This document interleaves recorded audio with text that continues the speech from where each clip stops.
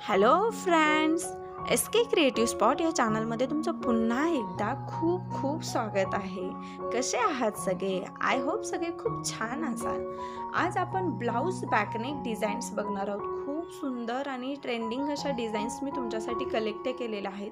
तुम्हाला त्याच डिझाईन्स बनवून जर बोर झाला असेल किंवा सिंपल लुकला जर तुम्ही बोर झाला असाल तर तुम्ही या फॅन्सी आणि लेटेस्ट डिझाईन्स बनवून घेऊ शकता।